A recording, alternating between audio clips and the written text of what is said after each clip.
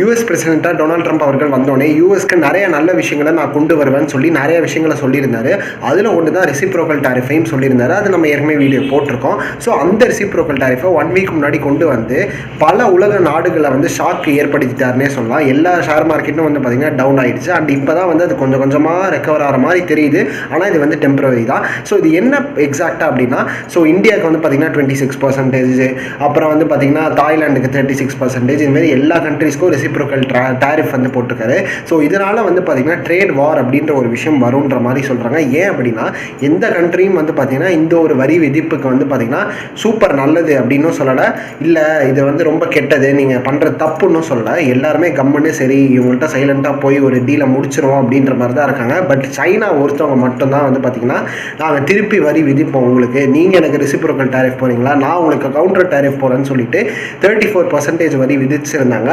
உடனே ட்ரம்ப் கடுப்பாக என்ன நாங்கள் தான் உங்களுக்கு வரி விதிப்போம், நீங்களாம் எங்களுக்கு எக்ஸ்ட்ரா வரியெல்லாம் விதிக்கக்கூடாதுன்னு சொல்லிட்டு ஏப்ரல் 8க்குள்ளே உங்கள் முடிவை திரும்ப பெறலை அப்படின்னா ஏப்ரல் 9லேருந்து உங்களுக்கு சம்பவம் பண்ணிடுவேன்னு சொல்லிட்டாரு. அதேமாதிரி இன்றைக்கி ஏப்ரல் 9 104% வந்து பார்த்திங்கன்னா சைனாவோட குட்ஸ்க்கு வந்து பார்த்திங்கன்னா இவர் வந்து டாரிஃபை ஏற்றிட்டாரு. ஸோ இப்போ சைனாவில் என்ன டாக்ஸ் போகுதுன்னா திருப்பி வந்து இவங்க 84% யூஎஸ் குட்ஸ்க்கு வந்து டாரிஃபை ஏற்றலான்ற மாதிரி இருக்காங்க. இது எங்கே போய் முடிய போகுதுன்னு தெரில.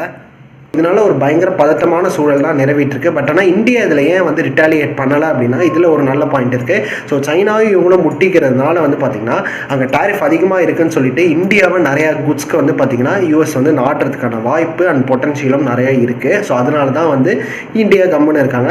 அண்ட் இதில் ரொம்ப டேஞ்சரஸான விஷயம் என்னென்னா ஃபுட் ப்ரைஸஸ் எல்லாமே வந்து பார்த்திங்கன்னா யூஎஸில் வந்து அதிகமாகிட்டு இருக்கு.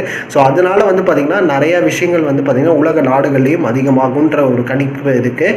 அண்ட் மோரோவர் இந்தியா வந்து யூஎஸ்க்கு எக்ஸ்போர்ட் பண்ணுற விஷயங்கள் வந்து பார்த்திங்கன்னா 6.8% அளவுக்கு கம்மியாகும். அதாவது வேர்த்தில் சொல்லணும்னா 49,000 crore அளவுக்கு வந்து பார்த்திங்கன்னா கம்மியாகுன்ற மாதிரி சொல்லியிருக்காங்க. ஸோ இந்த எக்ஸ்போர்ட்ஸ் வந்து கம்மியாச்சு அப்படின்னா இதனால் வந்து பார்த்திங்கன்னா அந்த ப்ராடக்ட்ஸ் தேவைப்படாது, அந்த ப்ராடக்ட்ஸோட குவான்டிட்டிஸ் கம்மியாகும். குவான்டிட்டிஸ் கம்மியானால் லேபர்ஸ் கம்மியாகுங்க, லேபர்ஸ் கம்மியானால் வேலை வாய்ப்பு வந்து பார்த்திங்கன்னா தடைப்படும்.